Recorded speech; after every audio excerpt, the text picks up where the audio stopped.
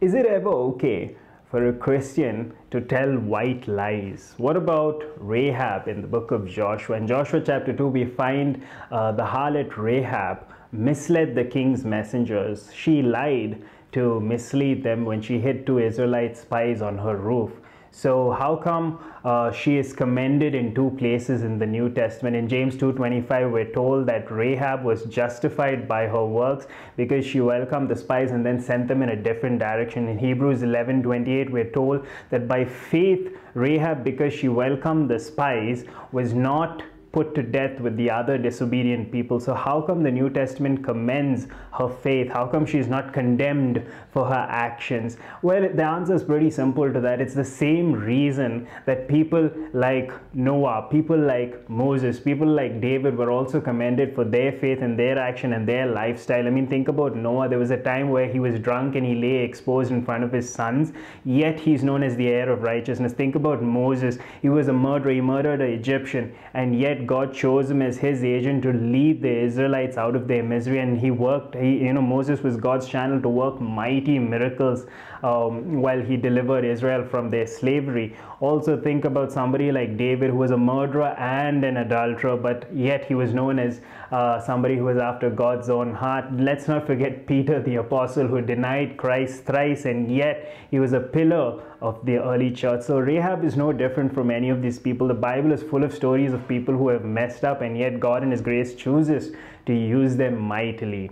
And we also, I think it would be helpful to note that Rahab's lies are never commended. The Bible nowhere says she did the right thing by lying to the king's messengers. Also, if you think about the Canaanite culture and the things that they were up to, like for example, Leviticus says that they had abominable customs. If you look at Deuteronomy, it says they did very detestable things. They used to sacrifice their sons and daughters to gods. They used to summon the spirits of the dead. They used to perform black magic. They used to do witchcraft. So many nefarious activities. So Rahab would have witnessed all these things, and there's a very good chance that she was also part of all those activities.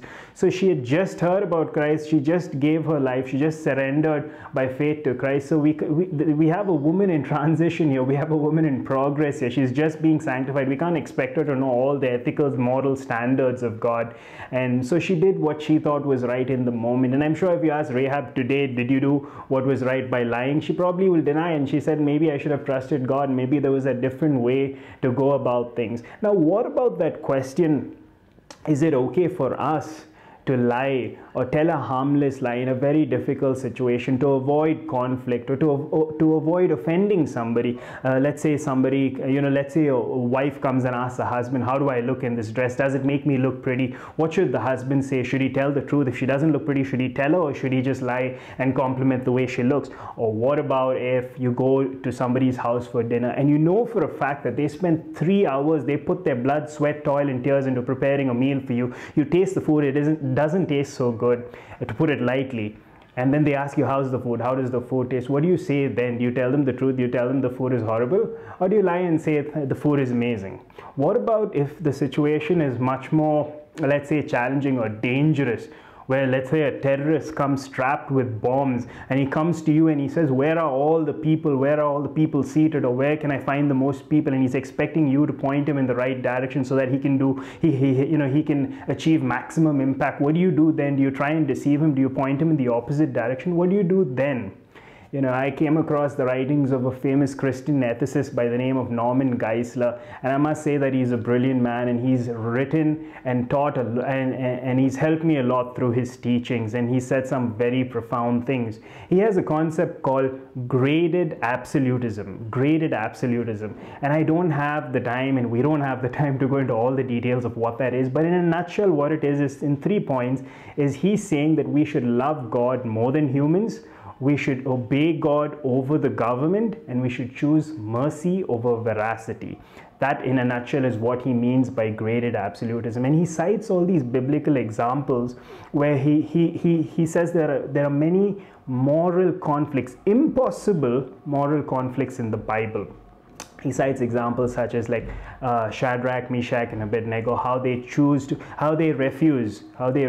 to bow to the golden image of Nebuchadnezzar. He talks about how Jesus at times might have experienced an impossible moral conflict when he had to choose between obeying his earthly parents and going about doing his Father's will. He had to choose, and he always chose to do his Father's will. So he says Jesus also faced an impossible moral conflict. And there are other examples that he cites, like for instance the apostles in Acts, where they disobeyed the orders of the Sanhedrin and they continued to preach the name of Christ everywhere, and they were arrested, and we know that they had to go through a lot of persecution for their faith and their choices. What about Abraham and Isaac? God gives Isaac to Abraham after many years of waiting, and then he says go and kill him, go and sacrifice him. Well, how can a God who says do not kill, do not murder, go and then say kill? There are a lot of, it seems like he's presenting all these moral conflicts that where a Christian has to choose the lesser sin, where he has to choose between this moral decision and that moral decision, and he has to do what's right in the moment. But I just want to say that while that seems like a pretty convincing case, I must respectfully disagree with Professor Norman Geisler, because I think that when the Bible is understood correctly and when all these narratives are understood in their context, there really is no moral conflict as such. I think it'll just suffice to say that we can't take up every narrative individually and deal with it in this video. It's beyond the scope of this video. But I think that whenever you read the Bible in its context, you realize that the narrative doesn't point to a conflict between two moral views, like you have to choose, you're up against the wall and you have to choose. It really is between a believer and the moral norm and the temptation to avoid sin. That's what it's about. And so what I believe is, like, even now, if you had to ask me, what would you do? What would you do if, say, a terrorist comes to you and he's strapped with bombs and he's saying, point me out in the direction where most people are? What would you do? I admit that it'll be a very difficult situation, and maybe by instinct I'll be tempted to lie. Maybe I'll try and deceive him. Maybe I'll think I better point him in the opposite direction. I pray and hope that situation never comes to me. It never happens to me. But the reality is that there is no way, and I must say this, I must make this abundantly clear, there's no way to justify lying under any circumstance whatsoever. And that's simply because the God of the Bible is somebody who is diametrically opposed to lying. By his nature, he is truth. He is truth. So it's impossible for him to lie. And so to make any case that a certain situation may allow us or warrant lies is actually, I think we can't make a convincing case for that. And I think the primary reason, there are many, but the primary reason for that is a very slippery slope. If you start saying that there are certain situations where lies are acceptable, then you're on a downward slope towards moral relativism. Then we'll begin to justify all kinds of lies and say that we have the right intention to do so.